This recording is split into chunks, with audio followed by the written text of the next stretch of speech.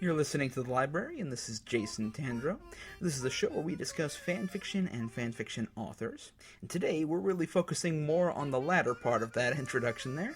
We're talking not so much about one particular fanfiction piece, but about the myriad work of Tennyo, also known as Nentakobe on fanfiction.net. We discussed two of her pieces in relative depth. We're talking about Of Dreams and Paopu Fruit and Souvenirs You Never Lose, but also talking about many other pieces which she just hasn't had the time to finish, stuff she's written almost a decade ago, and we learn a lot about her as a person.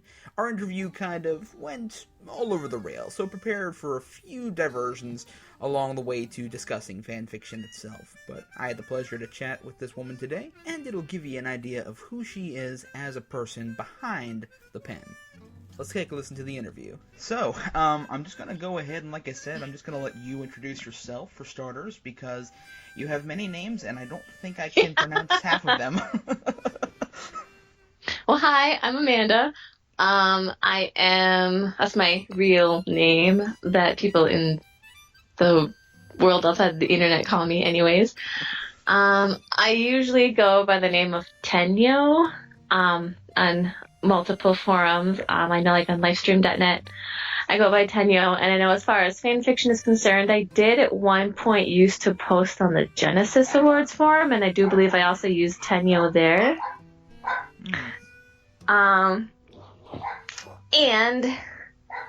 But I know on fanfiction.net, my name that I use there is Nentakobe, which is a name that I came across long before I ever thought of Tennyo. So let's go ahead and get right into it. The main focus right now is Of Dreams and Paopu Fruit, which I just got to read just the other night, and again, amazing fic, really good Kingdom Hearts fic.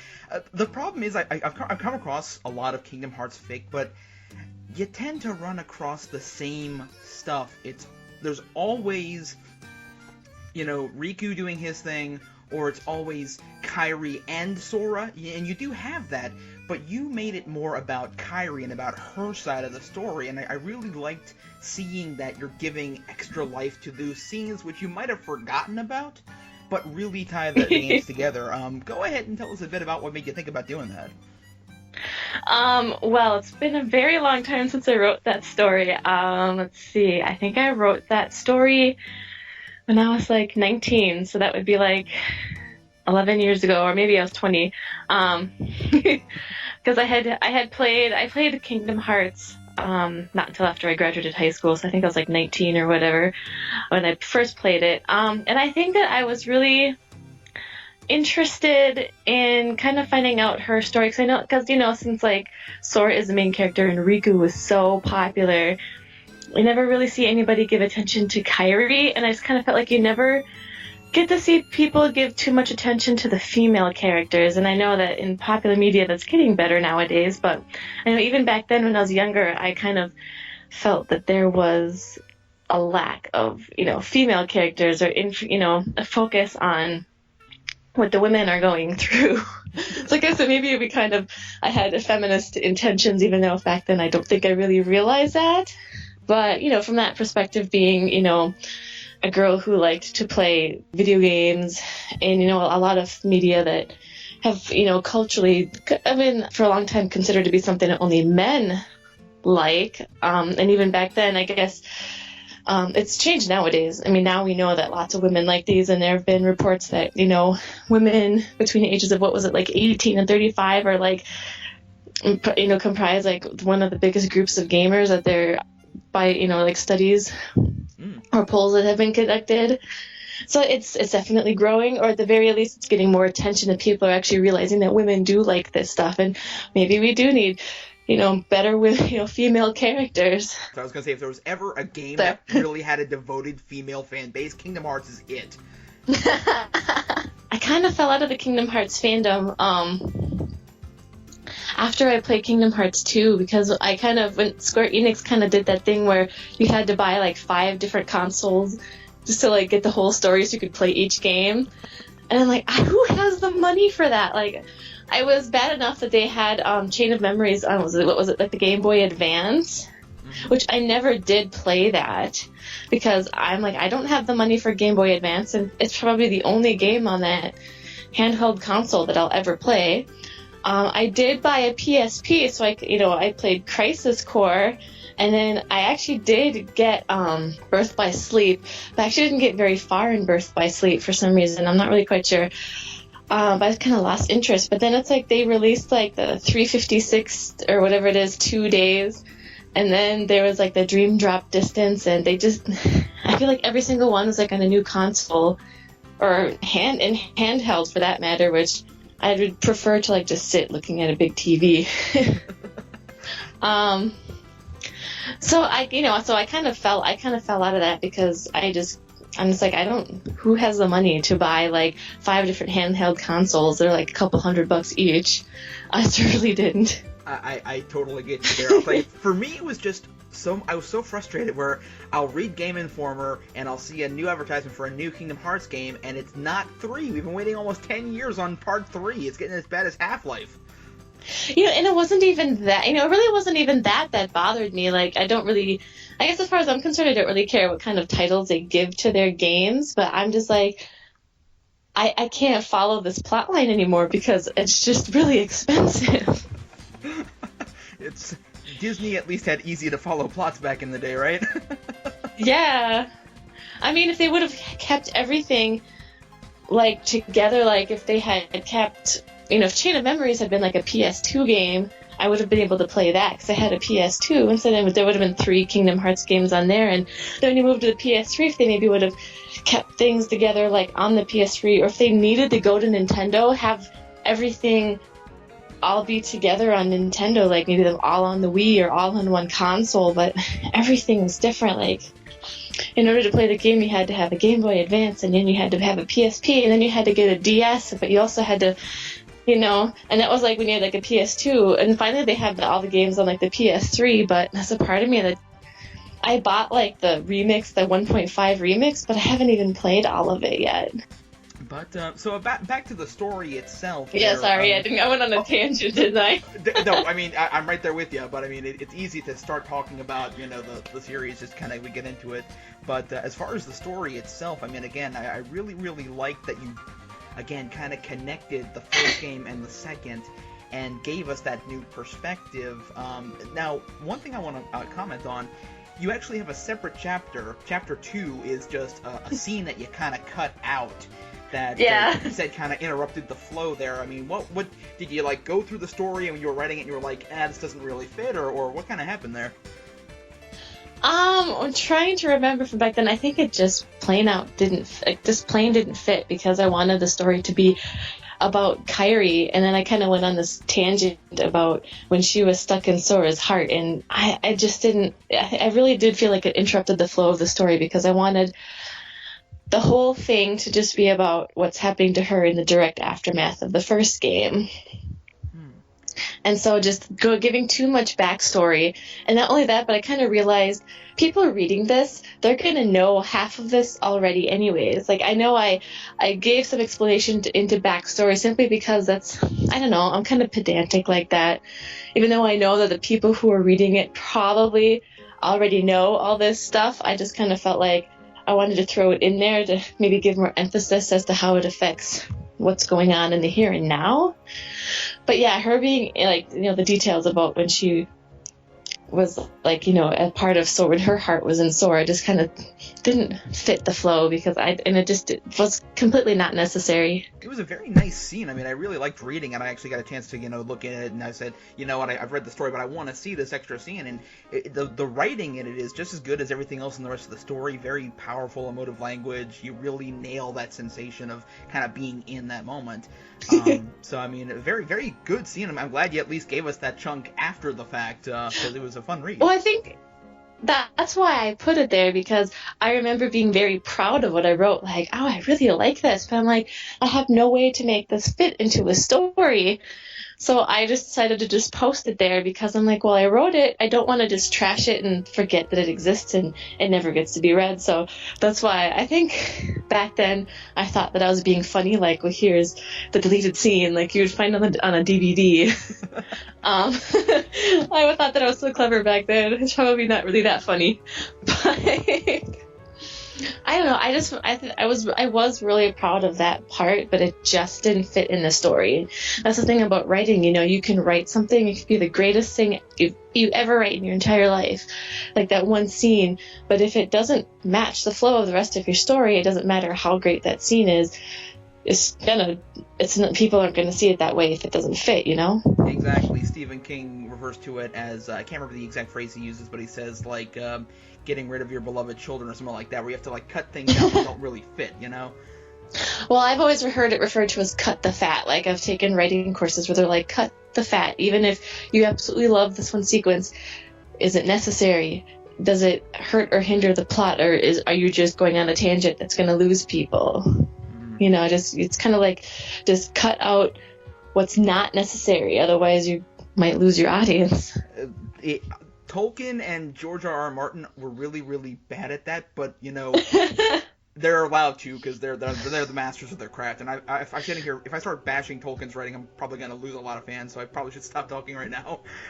No, I understand what you mean. I mean, I've read Tolkien's writing, and I know I have friends that I have tried to get to encourage to read Lord of the Rings, because I was around the same time that I was super into Kingdom Hearts. I was also super into Lord of the Rings because I had read the books and the movies were coming out, and I remember I had read Fellowship of the Ring in the 8th grade, and in the 8th grade I thought it was boring, but then when I was like, I think I was a senior in high school when the first movie came out, or was it my junior year, something like that, and I reread Fellowship. I was like, this book is actually not that bad, and so I read all of them. I'm like, oh, these books are really great. So I was super on this Lord of the Rings kick, and I tried to get, friends to read Lord of the Rings, and they would probably get as far as Tom Bombadil and be like, this book sucks. Like, what is the point of any of this? And I'm like, just keep going. Once you get beyond Tom Bombadil, then as you get into the actual plot. Which is funny, because I know, the super hardcore fans, I've heard people say, like, oh, they should have had Tom Bombadil in the movies. I'm like, Tom Bombadil was just kind of random. You have to admit that, the vast majority of the people are going to be like, who is this guy and how is he relevant? Well, I mean, again, I'm actually rereading the series now, and now that I'm an adult and have a bit more patience for his writing style, and yeah, I mean, I admit Bombadil's a little bit out there, but I mean, I like the character overall, so.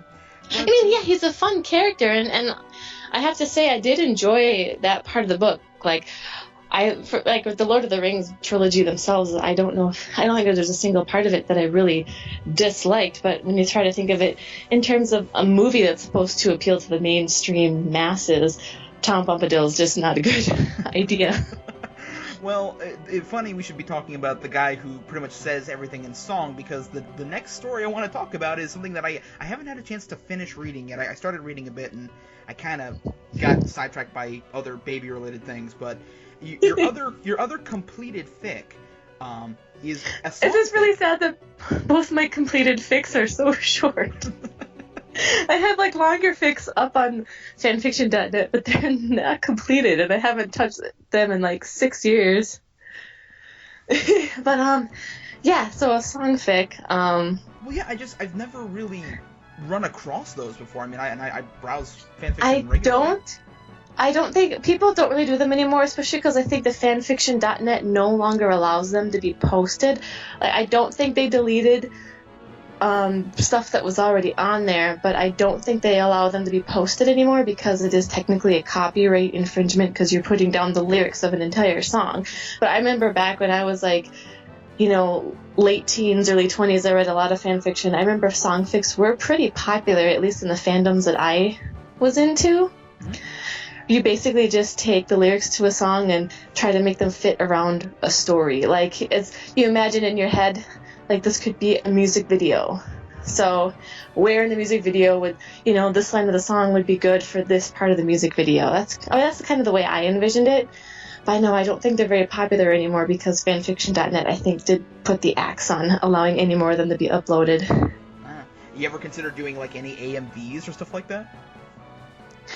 I have done a couple. I do have one on YouTube that I did with Crisis Core, that I kind of just rearranged the opening clips of Crisis Core to an AC/DC song, It's a Long Way to the Top If You Want to Rock and Roll. Okay, I'm gonna have to see that. We're gonna have to link to that in the video. You realize now? 'Cause I want to see that. And that was like, I was like I mean, I've begun to make other ones, but I haven't posted any of them online. Because I was really into like making the fan stuff back then, but I know like as time went on, I started to wanting to focus on my own personal stuff, so I still do like things on the side whenever I've got time, but it's a lot of like original characters that I write. I really haven't done anything like fan fiction or fan video in a while. Yeah, you say it's been definitely about a decade since you've written some of those, so. Yeah, I mean, this Dreams and Powproof Fruit, it was uploaded in 2005, but I put a note on there saying I wrote this 2 years ago, which I think probably was correct. It would have probably been about 2003 that I played Kingdom Hearts. It's probably when I first wrote that story. Or at least my first incarnation of it. You have a lot of other fics that are, you say they're kind of like incomplete. Have you say you haven't touched any of those like lately because you've been doing your own original fic stuff? Well, yeah, there's that. I had a couple pieces on there that I was writing because I knew that there was like going to be new content coming out. Like I have a Harry Potter one, which is Harry Potter and the Guardian Angel. Probably seems kind of lame now, but back then I thought the idea was really awesome. Where the whole plot was going to be, there's going to be this mysterious girl at Hogwarts who seemed like a normal person, but in the end they found out that she was like an angel. And she had like angel powers. I never got that far. I never even got far enough in that story where Harry actually met her, I don't think. But I remember like I was writing that, and it was supposed to be, I was writing that after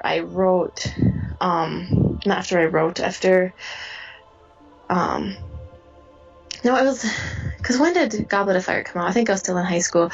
But this I was writing that before Order of the Phoenix came out. That's what I'm trying to say.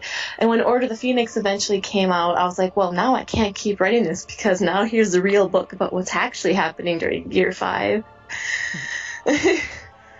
So I didn't keep going with that. And I know that I have, a story that was supposed to be a sequel to Final Fantasy X that I was working on, but then 10-2 came out, so I was all like, well, now I can't keep writing this because now we actually know what really happens.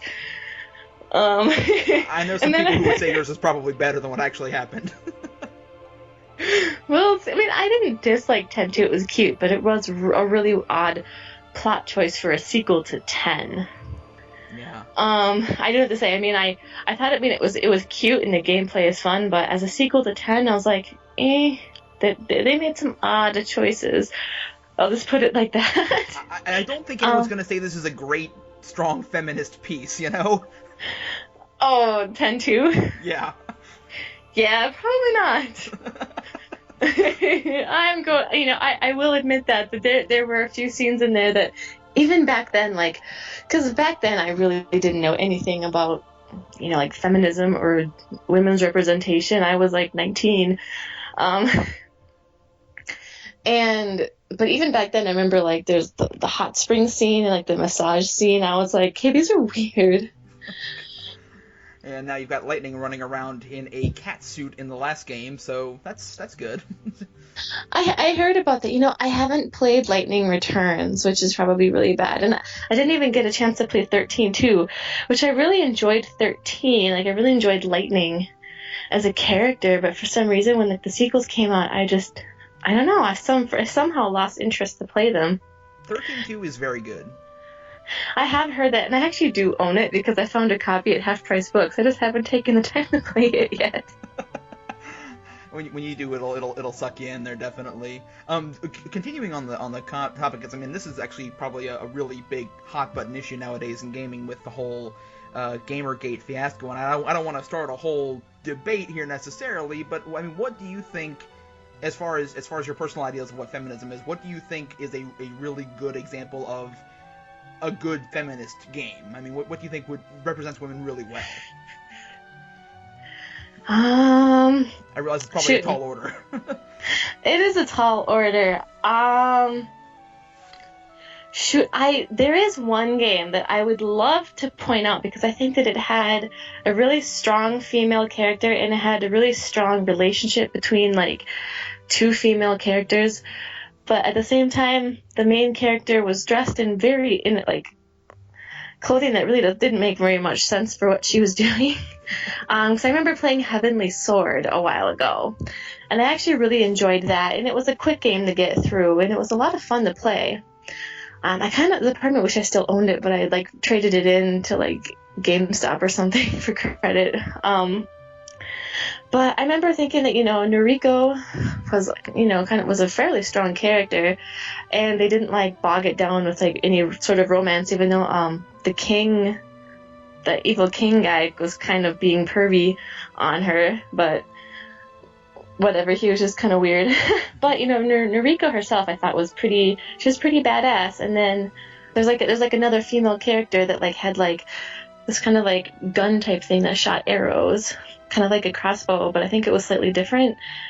And I kind of, I liked the relationship between the two of them because it was just like a nice female relationship, and there was nothing, I don't know, they were just, had a very strong bond and watched out for each other, and it was really nice, but Noriko's outfit, if you've ever seen pictures of Heavenly Sword, like for somebody who's running around fighting like armies, it's not very practical. Yeah, she's got that. I've seen the pictures at the very least. I haven't played the game, but I've seen the pictures where she's got she suffers from female RPG armor syndrome. Yeah, definitely. It's yeah. I mean, it's I think that back then when I played it, and this is probably only like a couple years ago because I've only had my PS3 for a few years, but even then when I played it, I just kind of like pushed it to the side because I'm like, oh, it's the status quo, it's what they always have in games, blah blah blah, who cares? But nowadays I'm just kind of like, well, they could have maybe at least given her something that made sense for what she was doing. Like if you're gonna fight an army, don't you need like proper armor? No kidding, right? At least Lightning was decently dressed for the most part until the last game. Wasn't the cat suit like some side thing where she doesn't actually wear it unless you choose to make her wear it? Yeah, it's one of the, I mean, I've played the last game and I can tell you 90% of the game is pretty much a Lightning dress-up simulator. Because the costumes are where she gets her power from, kind of like the dress spheres in 10-2, and there are some that are pretty modest, but then you've got the cat suit, and you've got one that's even worse, which is basically a devil bikini thing, which looks like something out of Disgaea, so... Ew, fun. Yeah. But anyways, again, we're kind of going off. We're kind of all over the place in this interview, I tell you, man. We're not really doing much fanfiction talk, are we? Hey, it's all good. It's all. I mean, really, the key is not so much to talk about fanfiction as much as talking about the authors, and we're learning a lot about you. So this is good. About aside from writing fanfiction and writing original fiction? What are your like hobbies? I mean, gaming, obviously, but like, what kind of hobbies do you do? I hate answering these questions. I always. I'm not a very exciting person. I know, I kind of like photography as a hobby. I just take pictures of random crap with a macro lens, and I pretend that I'm like all professional, even though I'm really not. I went to school for graphic design, so I'm really probably not very talented at that. School doesn't necessarily mean that you have talent, but I like to play around in like Photoshop and Illustrator, and I've actually done like some side projects for friends, like designing logos and stuff. Like I have these friends who have like this online business, and I design their logo, and there's been some other stuff that I've worked on. So this kind of like, I'm not like hardcore like, oh, I'm going to be a graphic designer. I didn't really tell people that unless it like comes up, or there's somebody who knows me really well and they already know, like, oh, hey, can you do this for me in Photoshop? And I'll be like, okay, sure. Otherwise, like, I don't really go, hey, I'm a graphic designer, here's my card, give me a call. I don't really advertise myself like that. You don't want to be that person who like everybody comes up to and they're like, hey, do this for me, and I don't need to pay you, right?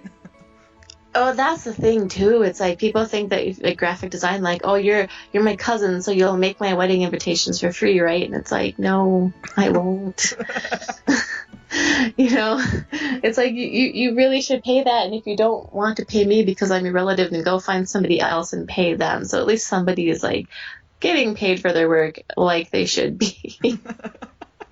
Oh man, I know some friends who have similar problems. Actually, the girl who did my wife's maternity photography, she was a coworker and actually a really good friend of ours. But when it came time to get the photos done, we paid her because she's doing a service. Yeah, exactly. I mean, and I'm willing to like work with people if I know that they can't pay or they can't pay much. Because I have like some cousins that I did like graduation party invites for, and I know that they had no money, and it was either I was going to do it or they weren't going to have anything. So I'm all like, okay, fine. So I felt a little bad, which is fine, but it's like when they expect it, like luckily I personally haven't run into too much of that where people are just kind of all like, well, you're my niece or you're my whatever, so you should do this for me for free. I personally haven't run into too much of that, but I've heard lots of horror stories, like people that I went to school with that I am still connected with on like Facebook go on rants like, why does so and so think that they can ask me for this and then they did not have to pay me. So I know that it's a thing of contention amongst, some of my former classmates that I met in college. Well, going on just as far as trying to, again, reel it back in a bit, there's one more question that I always like to... I asked Cameo and Licorice just in the last episode, and I'm going to ask you as well. As far as other authors outside of your own work, any other really, really good fanfiction authors you really want to promote, any stories you really, really like? I can think of stories I remember reading back in the day that I really liked, but I can't remember what they were called or who the authors were. This is awful. I know that there's one that I read. Oh, what was it called? But it was basically Cloud gets kind of sent back in time to when he was younger, but like he himself is younger, so he gets to relive his life from like when he went to like join the military in Shinra. And basically he gets to keep his memories, and so this is how he's going to like change the future and make everything right. That sounds awesome.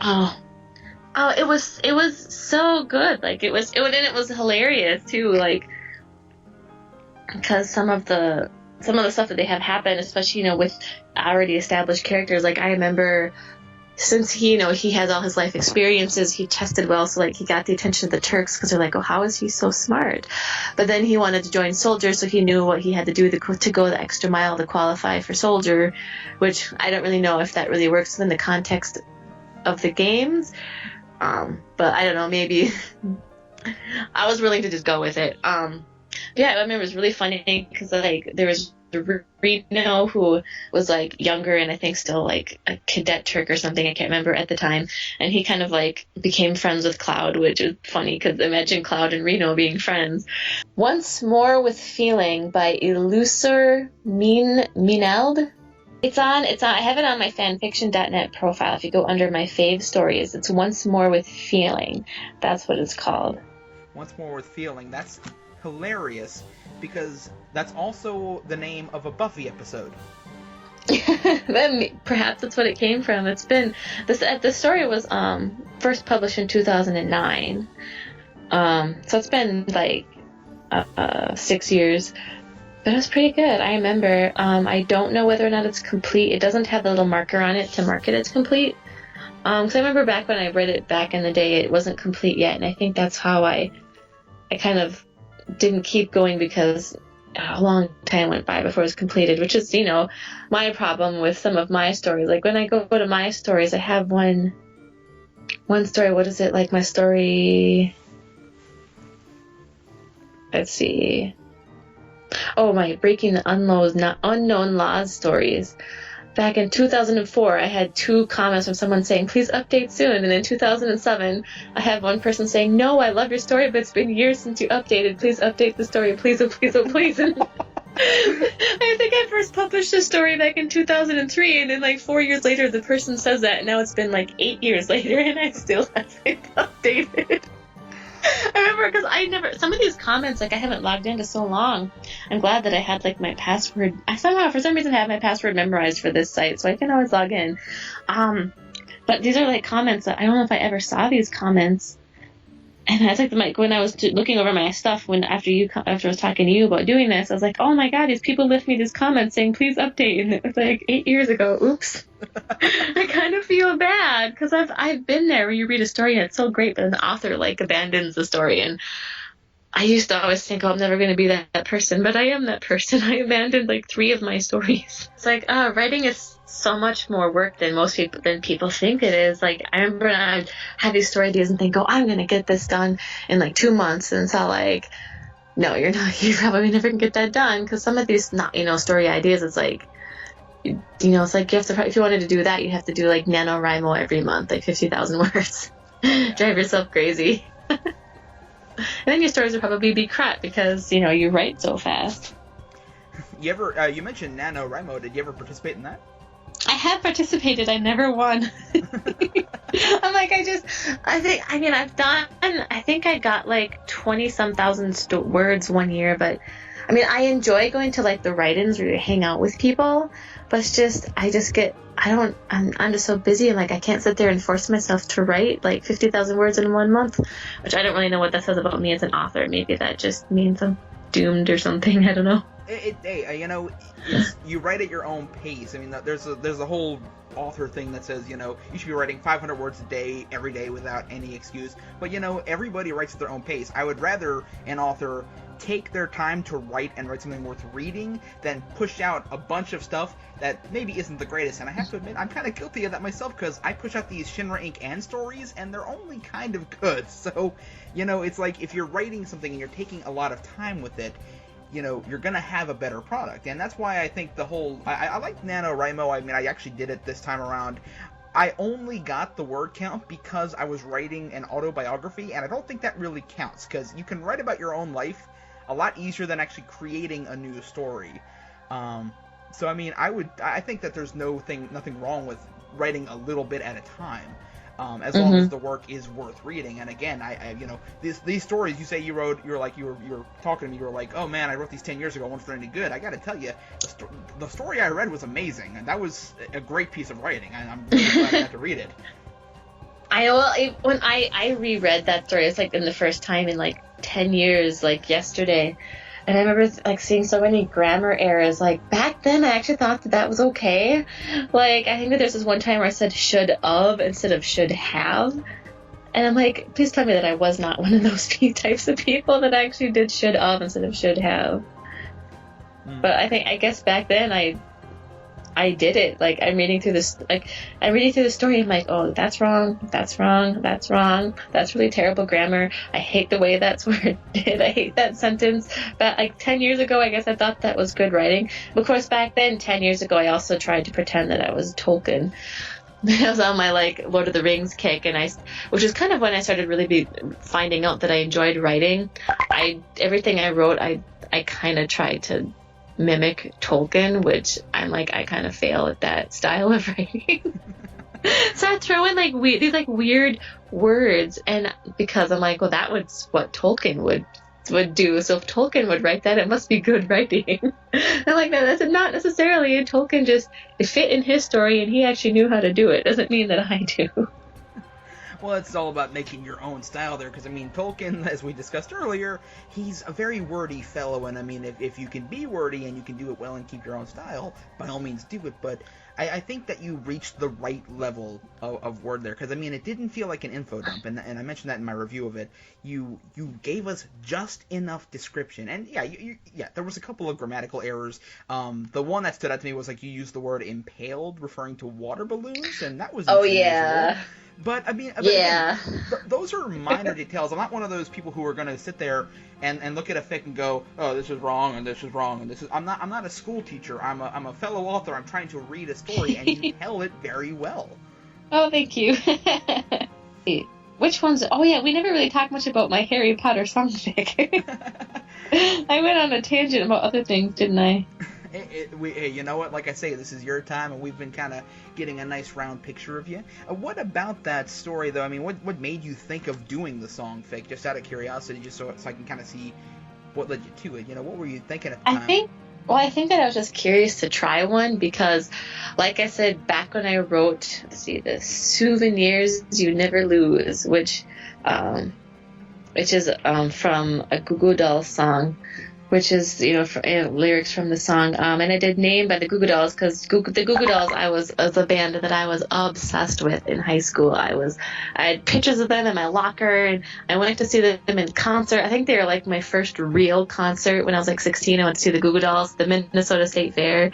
And I just like fell in love with them, and I was like so obsessed, and I had pictures of them in my room, and I went out and I bought all their CDs.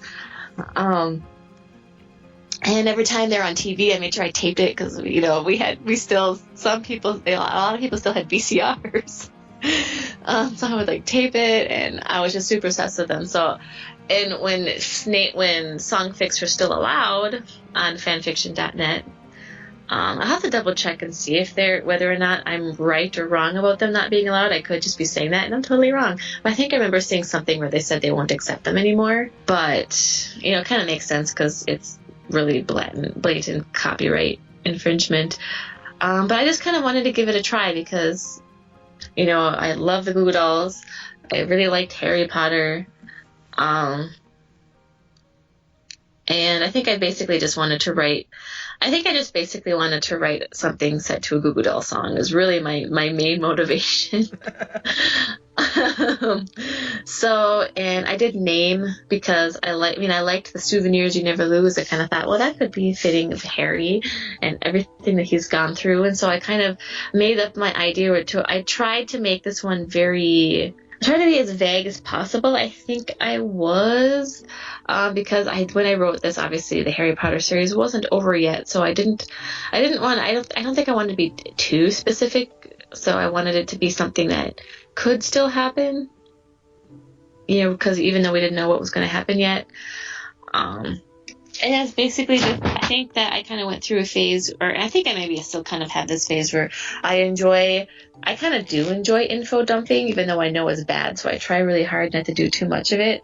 So I just kind of liked, writing out Harry's thoughts of his past events in his life. I haven't had a chance to read it all the way through yet, and I was taking a look at it, though, and I was seeing how you format it, and you had the lyrics every couple of paragraphs, and I mean, it really intrigued me, just because, again, like you say, you don't really see that, because, again, maybe fanfiction has probably shut that service down or what have you because of the copyright issue, but it's very interesting to see, and I'm going to go ahead and see, as soon as we're done here, I'm going to go read that now and be like, man, I should have asked her all these questions.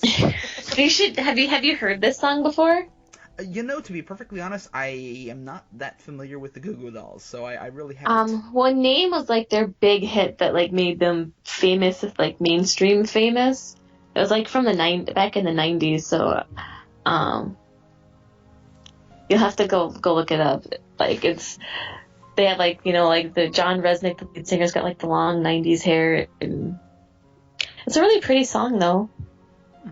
I'll definitely have to check that out too. And see, now this is, if you've looked at the first episode, there's 1,001 links, and this is going to be another thing we're going to have to link to now. So, I mean, yes, we'll definitely, I put it in the podcast, but YouTube will take it down so fast, so I can't really do that.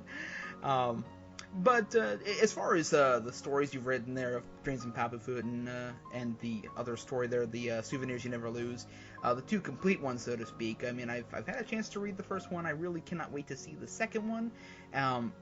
Any other fics in particular? I mean, I know you mentioned a couple, but are there any fics in particular that you really wish you had the chance to finish? Well, I remember The Place Where There Is Water was one that I was super proud of. 17,000 words it says. I'm looking at my thing on like the mobile site right now. Let's see. But it's basically, I think that I had read a story about St. George and the Dragon. And then I found like some book with a poem, or maybe that was only part of it. Let's see. Okay, now I remember. I'm like going through this. Okay, I might have been thinking of something else. So that might be part of what I was doing with this. It's been so long. I remember there was a fanfic that I had that was I had trying to incorporate some St. George and Dragon. Maybe it was one that I never published. I don't know. But I was kind of going with this idea of, like I was thinking, like, how, and they have the water. So I have like a quote from a book. And I have it like, I say what the book is and who the author is at the front about, water and stuff. So I kind of used a bit of that. But, I kind of was basing my story on some of what I read in the book, which, I have listed in the beginning there after the quote. And basically with this story, it was Advent children, and I was trying to explain how everybody got to the church, basically. Because in Advent children, the original version, that was never explained. So it's basically like what happened through the night and how they all got to the church and why they all went to the church in the first place for the next morning. And I never finished. I'll have to go reread that story. It's been so long. But I remember I kind of abandoned this one again because an Advent Children Complete was coming out. Oh, man. And an Advent Children Complete actually kind of addressed why they all go to the church. So I was like, oh, well, now I can't finish this because they already explained that. The creators of the work are your worst enemy, it seems. I know, right?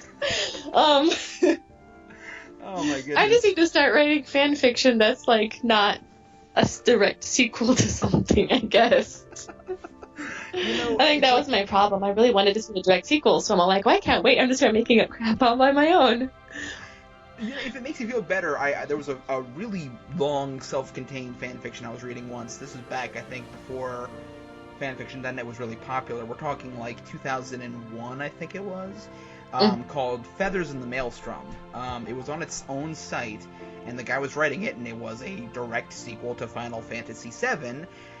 Mm-hmm. And then Advent Children came out, Dirge of Cerberus came out, and I haven't heard anything else of that particular fan fiction, so I'm wondering if maybe he didn't suffer the same problem that you did. That's like, oops, here's the sequel, I better stop writing again. And sometimes I wonder, like, should I just go back and keep writing it anyways? I'm not really quite sure. Maybe I should, but at the same time, it's been so long, and I've got, my other...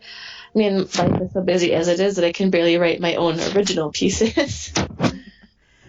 Alternate reality is a thing. I mean, you could just classify it as an AR fic and continue writing, because, again, obviously I realize time is a factor.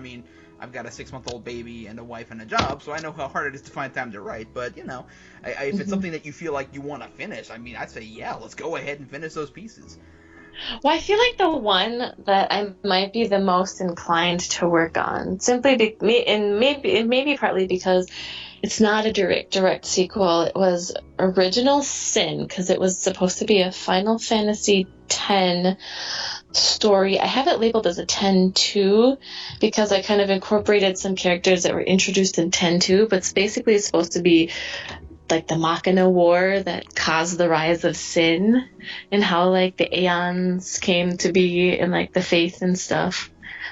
So and I remember I was getting pretty heavy with it, like, because there's a lot that is not explained. So that one I had to like really kind of do a lot of like, I feel like I had to do a lot of world building on my own, because it's like, well, what was the world like 1,000 years ago when this all happened?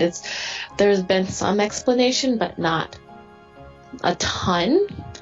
So things could be very different, and it was kind of like trying to think, well, what kinds of machina did people have? Did they have, regular TVs, or did they just use those sphere screens? And what were the summoners like back then? Like, I'm assuming that they had Aeons back then, but they're probably different than the ones that were in the game.